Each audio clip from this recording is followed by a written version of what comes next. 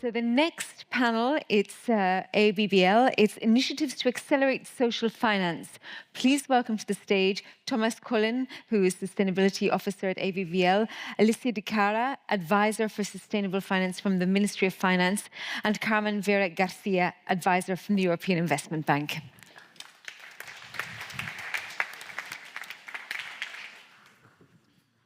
Okay, thank you for the introduction. Good afternoon, everybody. So, welcome to this panel on initiatives to accelerate social and gender finance. So, despite the rapid growth in sustainable finance regulation over the past few years, and which has already quite extensively been covered in other sessions of the LSIW Sustainable Investment Week, we still see quite a few social inequalities and gender disparities. And we know the role that the financial sector can play to drive progress and empowerment into these areas. And our question today is how?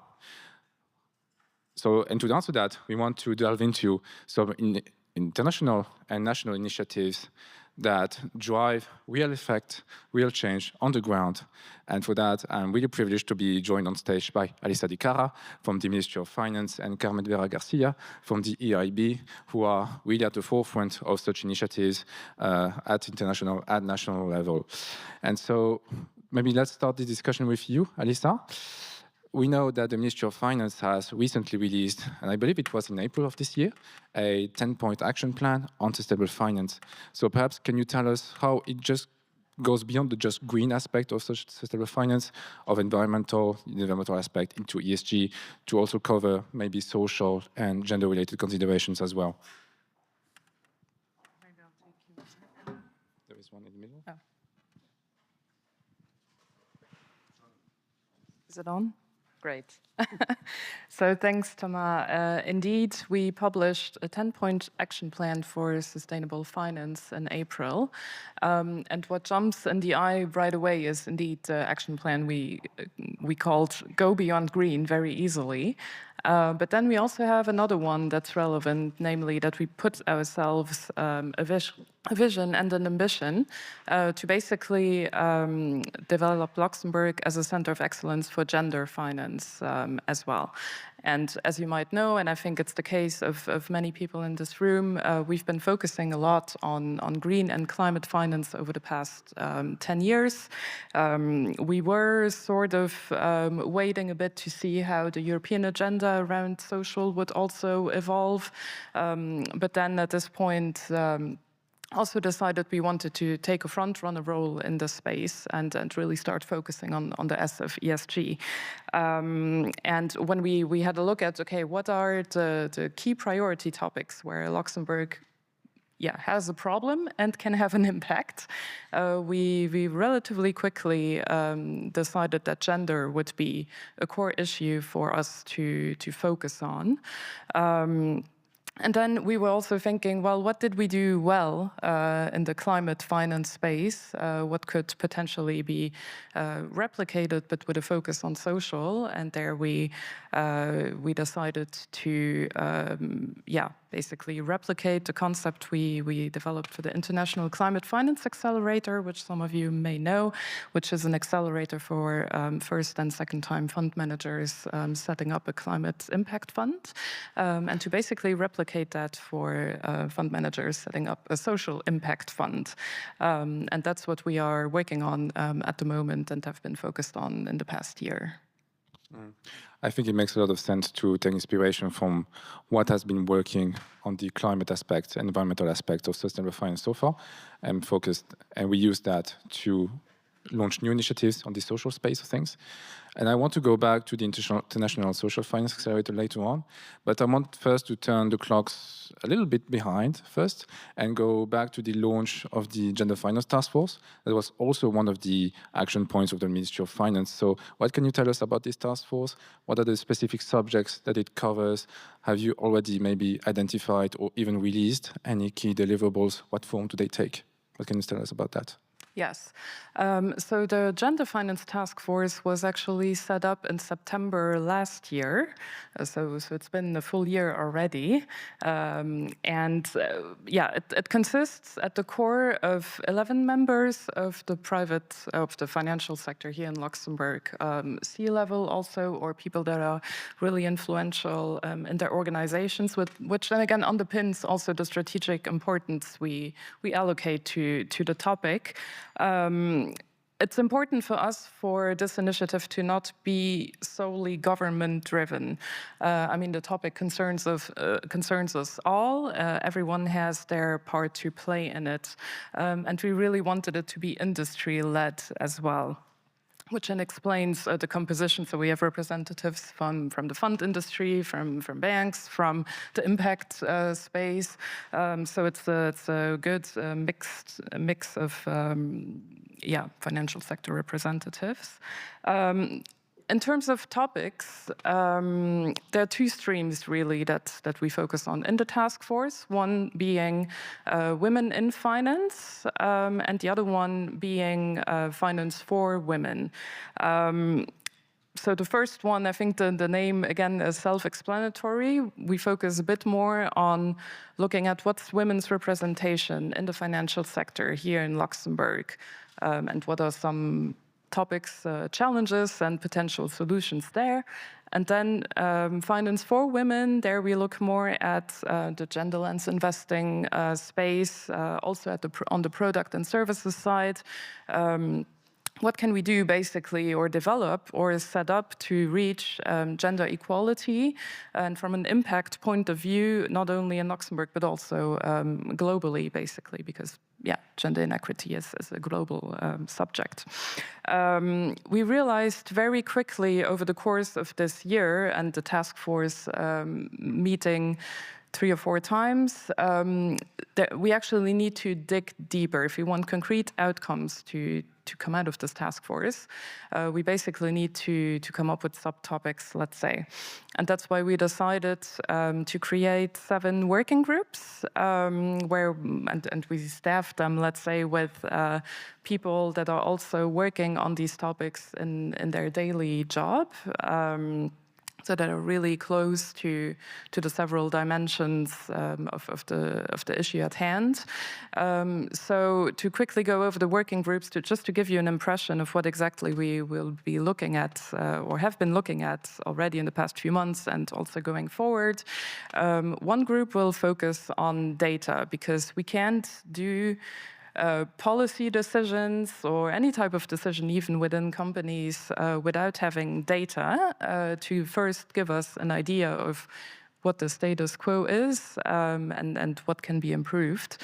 So there's a group working on that. Do we need what type of indicators do we need that might not already be there? Where do we get the data from? Who are the key partners, etc. Second group we created is on mentorship, sponsorship, and career development, because we noticed there's a lot of groups and offerings out there, but one, people might not know about them, and secondly, at the end of the day, we still have an underrepresentation of women in the financial sector and also in other organizations. So what are potential gaps in these networks, and what can we do to address that? Then another group we created, which is a very important one. It's called education, very simply, but it focuses on a key topic, also on a key population. We're looking at social constructs, basically dictating things from a very early age, and that's where basically we should already intervene. But it goes up to then university level. We're talking here financial literacy, but also what do you need to be aware of when you enter the workforce? What might expect you. So it spans a lot of different topics. Then moving on to the Finance for Women work stream. There, like I mentioned already, we have one group focusing on gender lens investing, what that is, what are tools out there, what exists already, what needs to be complemented, or even only shared with the public here in Luxembourg that they might not know about. So one group is focused on sort of compiling all that information and also doing this gap analysis. Then, as I also already mentioned, taking lessons learned from projects we have already or products that already are out in the market, how can we make them better? That's a group focused on innovation and acceleration. Acceleration because we have the accelerator in our project portfolio already. And then a final group is focusing on really encouraging the development of gender-intelligent products and services. So specific outcomes coming out of these working groups will, in the first instance, mostly be, guidance documents. Like I mentioned already, also sort of just bringing things together that are currently in different places, just so that people actually understand what gender finance is about, what the opportunities are, and how they can get involved. Yeah, I think you just released a guidance document on mentorship programs. Exactly. To map everything that already exists out there. And indeed, your point on data is really interesting because just as much as you need good ESG data to make informed sustainable finance-related investment decisions, you also need good data on the gender distribution across the financial sector to understand where the bottling points are. And this is one of the things we're working on, being a humble servant of the working group on data myself that we're currently looking into, and to drive also this policy and further also sector-led initiatives like the Women in Finance Charter, also important as well. I think, Carmen, turning back to you now, you are also a member of the Gender Finance Task Force. I know that you've also been working on various initiatives at EIB level, maybe one of those gender advisory programs that you mentioned in our bilateral discussions. Maybe you can explain to us how this works and what their gender-related ambitions are and how it's going to work to bring the financial sector, the private financial sector along for the ride and really drive the mobilization of capital flows towards businesses led by women forward. Thank you, Thomas. Good afternoon. It's a pleasure to be part of this panel this afternoon. Indeed, the EIB is part of the Gender Finance Task Force of the Ministry of Finance. And in fact, building on what Alisa has already mentioned, also the EIB group has increasingly done work in trying to raise awareness on the gender finance gap and see how we can contribute to mobilize further investments in the private sector, supporting gender equality and supporting female entrepreneurs. Within this effort, EIB Advisory, in cooperation with the European Commission, has set up an advisory initiative that we have called the Gender Finance Lab. The Gender Finance Lab essentially provides advisory support to financial sector institutions, to our partners, with two main objectives. The first one is to contribute to build the case for investing in women entrepreneurs. The second is to increase female representation in the financial sector. So it's very much aligned to what the Gender Task Force is also doing. Essentially, we consider that contributing to these two objectives is a key factor to increase access to finance for women entrepreneurs. And let me just add that our focus, the focus of our lab, is to work directly with the financial sector institutions, both with funds in the equity space and all with commercial banks or other institutions providing debt financing. Because even though barriers facing women entrepreneurs are varied and there is a wide range of reasons for them, we believe that if we don't work with the supply side of finance, that is to say, addressing challenges that appear directly at the supply side of finance, we will not be able to effectively contribute to bridge the Gender Finance Lab. And within the lab, we have a wide range of initiatives to support financial intermediaries. We develop market studies to raise knowledge on the challenges and the gender finance gap per se. We organize events, networking communities, communities of practice. We also develop free of charge capacity building initiatives. Ultimately, with the aim, again, to build a community of like-minded financial institutions that would like to contribute in mobilizing further investments, further private sector investments, as a way of unlock change. And I will just name at the moment 2 of these initiatives. I can give more details later on. But for example, in the equity space, we have the Empower and Equity initiative, which aims at fostering gender diversity in VC, private equity, and private credit in the European Union. And on the debt financing side, we are going to launch a flagship initiative now, early 2025, the Masterclass on Gender Smart Financing for Commercial Banks. Yeah, that's very interesting. Maybe to jump back on your point on market studies that you've led, maybe can you give us a bit more context, and also for the audience, on what the actual key barriers female entrepreneurs face when seeking financing, and how will the Gender Finance Lab try and address them in the future?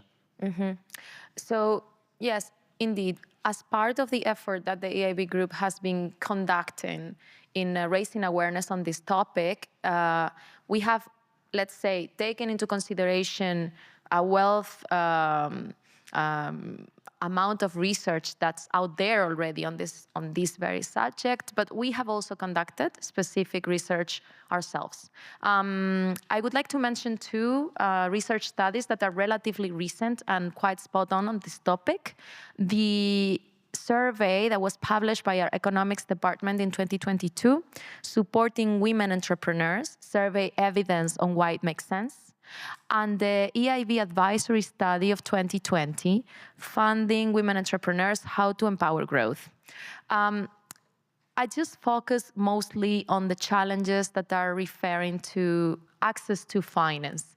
Our research suggests that women entrepreneurs have more difficulties when accessing adequate sources of funds compared to men for setting up their business and also to make them grow. When we take a look at the financial mix of female-led startups or scale-ups in Europe, we see that there is a significantly higher proportion of informal sources of funding.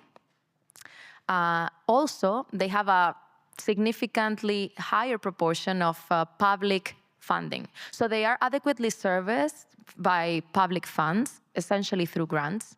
But unfortunately, this public funding does not allow, in many cases, to really make businesses grow or scale up these businesses.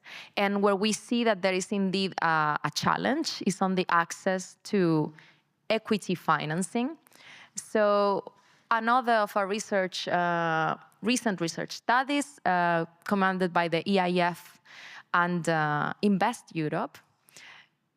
There are many figures in that study, but I will just mention one of them.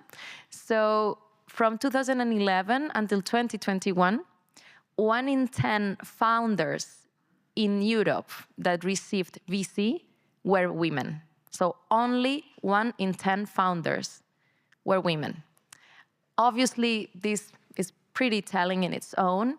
And when it comes to debt financing, it's more relevant than equity in the financing mix of female-led businesses. However, women still face more challenges than men in that chapter too. Our research suggests that women have different borrowing patterns, that they tend to secure lower loans, also at a higher cost.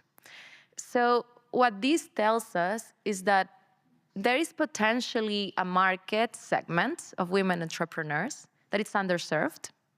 Therefore, there is a market opportunity for financial sector institutions to serve this underserved and unbanked market segment. But beyond this, and also to shed a bit more of positive light of what our research suggests, our survey specifically takes into consideration other aspects that characterize women-led companies in the EU. And in fact, one of the interesting results is that women score higher, women-led businesses score higher when it comes to ESG indexes. Just 2 examples. Regarding employment, women-led businesses employ more women. When asked about the amount of female workers within their workforce, 80% of women-led businesses in Europe responded that 50% or above 50% of their workforce were women, compared to 25% of men-led businesses being asked the same question. That's on the one hand. And on the other hand, regarding, for example, environmental returns, our research also suggested that women-led businesses have a higher potential to contribute to the green transition. For example, be more likely to measure their carbon emissions, etc. So essentially, with the Gender Finance Lab, we take into account this amount of research and we say, okay, let's try to make this business case, because this makes sense both, investing in women entrepreneurs makes sense both financially and also from a social and environmental point of view in terms of those returns.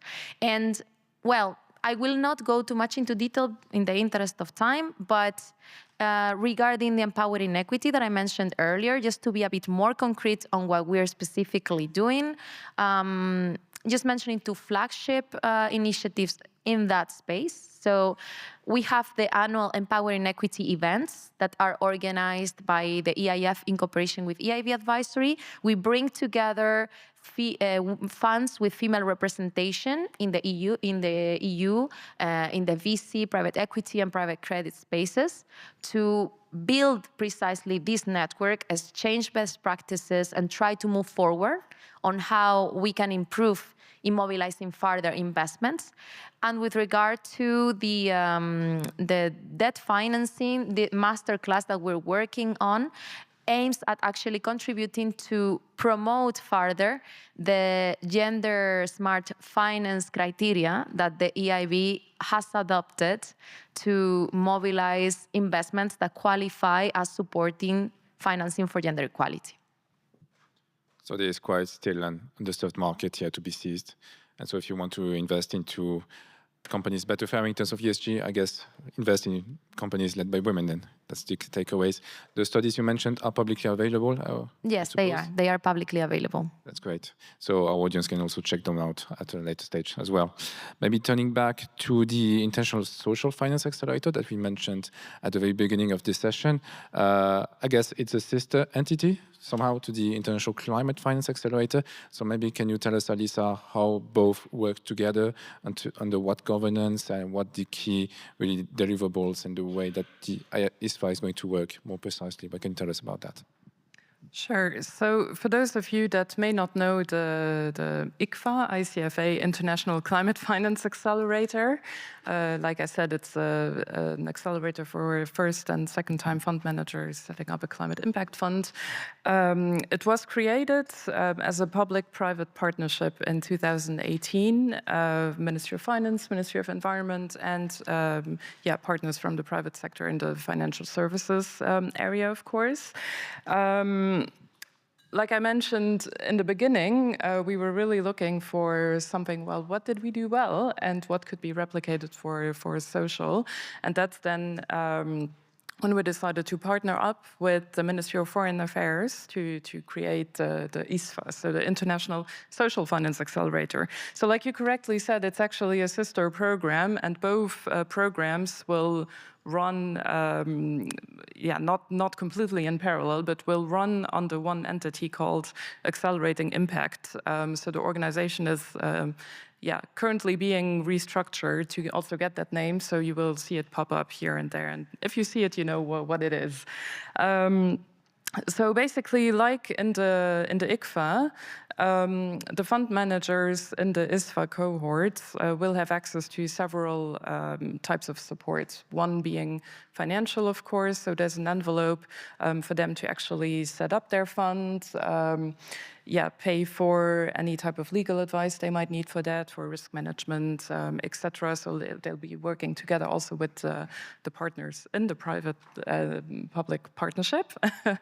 And then they also have, after reaching several milestones, there's a complete progress process behind that.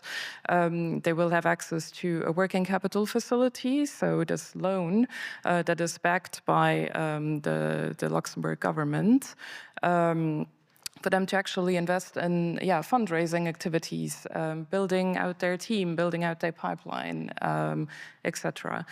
So that's the financial part, but the program also offers other types of support, namely a great network of expert coaches. So they'll be redirected to really, let's say, personalized coaching that they need for their fund project. And then the ICFA team, or the Accelerating Impact team, also, of course, develops a lot of training sessions and has built a lot of good practices there since 2018, obviously. And that's really all the support they get, so both in the ICFA program as well as in the ISFA program. So, like I said, ISFA focus on social. The specific selection criteria are being finalized at the moment, and we are planning to have a first call for membership early next year. So we're looking forward to that. Okay, so we'll stay tuned for more. So I hear that you provide quite a bit of support overall to the funds applying to this program. And I guess you cannot give any more details regarding the specific metrics that you're going to look at for those fund managers. But this is why I would turn to you, maybe Carmen. What can you give us as a concrete examples of maybe social or gender targets that EIB is looking at right now when providing finance? So the EIB, regarding gender criteria and gender targets overall, is part since 2019 of 2X Global, which, for those who are not familiar, is an IFI initiative that aims at mobilizing further private sector investments contributing to gender equality. And one of the main aspects of this initiative was precisely to define a set of criteria qualifying these investments as being supporting gender equality. The EIB, therefore, has adopted this criteria. I will not go too much into detail on, let's say, the details of the criteria, but essentially we invest through our financial intermediaries in companies that are owned by women, led by women, that employ women at a higher rate than the national average, or that produce or provide services contributing to gender equality. And regarding a concrete example on this, and how also advisory is supporting the adoption of this criteria, the EIB signed in July 2024 a loan with Banca Etica, which is a social finance provider in Italy. And by means of this loan, which is called SME Loan, Gender Equality and Refugees, Banca Etica and EIB aim at unlocking 165 million euros of investments contributing to gender equality and refugee inclusion in southern Italy. Regarding gender, we have earmarked specifically 30% of the EIB funding to support companies that qualify as per the criteria that I mentioned earlier. And within advisory, we're working with Banca Etica to make sure that the criteria are aligned, that, let's say, the specific details and benchmarks are somehow taken into consideration, and essentially to allocate sub-investments that have the highest possible impact. Thank you. So we are slowly reaching the end of our panel today, and I think we can start to wrap up. So we've seen that the Ministry of Finance Action Plan on Sustainable Finance has paved the way towards the launch of the International Social Finance Accelerator to really promote inclusivity and start tackling some of the barriers faced by fund managers in the social space. We also We've also seen concrete examples from the EIB side on how they can work hand in hand with the private financial sector to really tackle some of the key barriers that female entrepreneurs are facing when seeking finance, and that it is still quite an underserved market. So there is also a financial case here to be seized, I think, by the private sector, and this is also why it's important to keep them also in the loop, onboarded, and to work with them and support them to really mobilize investment toward this kind of businesses as well. So, and the key success factor here is really, onboarding financial sector as well.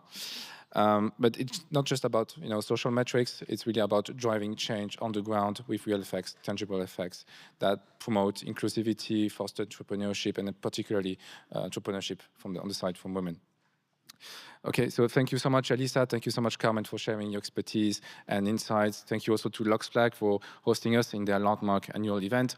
We hope that you found these discussions insightful and that you will carry those insights forward on your respective side to create lasting positive change on the ground as well. Thank you. Thank you, Thomas.